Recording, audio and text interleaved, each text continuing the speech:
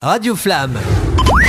Bonjour Didier Michel, vous êtes ex-professeur agrégé d'histoire et de géographie et je crois que vous avez une légende vraiment très particulière à nous raconter au sujet du manoir de Bricquebeau. Oui, le manoir de Bricquebeau, donc je vais expliquer pourquoi je précise. Dans le canton des Pieux, je trouve qu'il y a une quarantaine d'années, quand mon épouse et moi étions jeunes mariés, nous avons loué pendant 3 ans une maison à côté du château, enfin au manoir de Bricquebeau.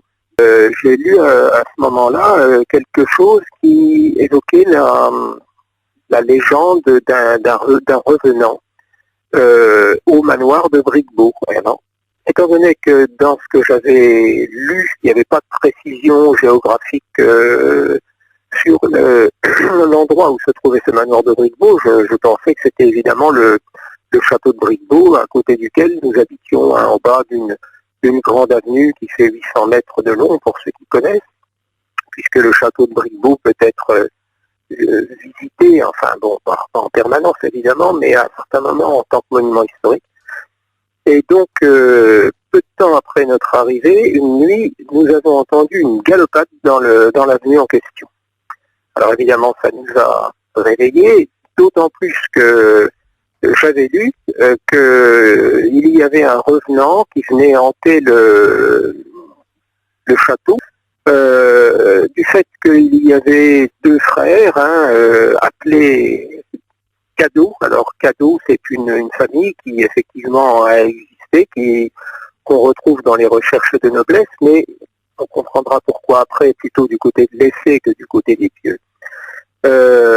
Et donc, il y a des 2 frères qui avaient tué l'autre, et il avait été condamné en quelque sorte à venir hanter le manoir de son frère qu'il avait tué.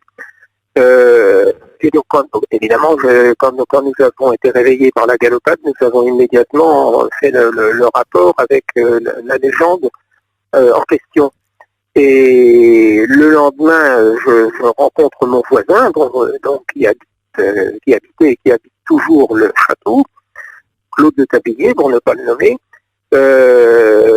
qui était un copain en fait, et qui me dit, mais t'as entendu cette nuit, il y a eu une galopade? Alors je dis, bah oui, je lui ai pas dit que j'avais pensé évidemment à la légende en question, autrement il aurait violé.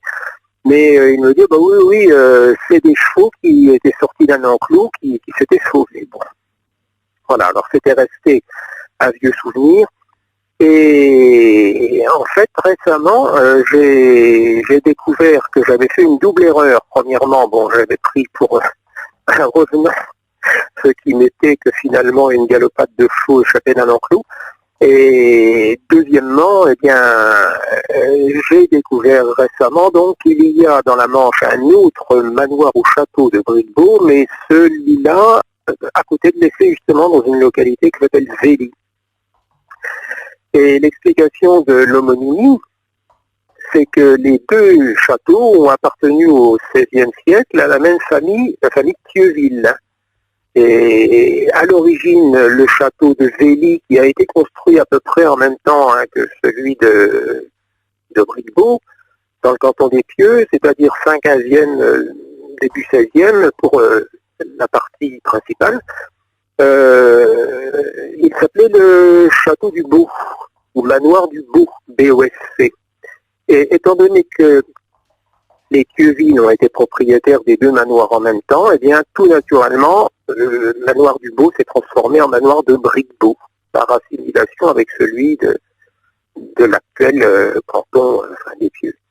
Donc, c'était donc une double erreur, parce que finalement, je ne risquais pas d'entendre dans l'avenue de Bricquebeau, à côté des Pieux, la galopade du revenant, puisque c'était à des dizaines de kilomètres de là, du côté de l'Essai. Alors c'était d'autant moins possible de toute façon que l'avenue qui descend maintenant au château de Bricquebeau n'est pas l'avenue d'origine, qui elle se situait vers le nord du château et qui n'existe plus à l'heure actuelle. Alors Enfin, bref.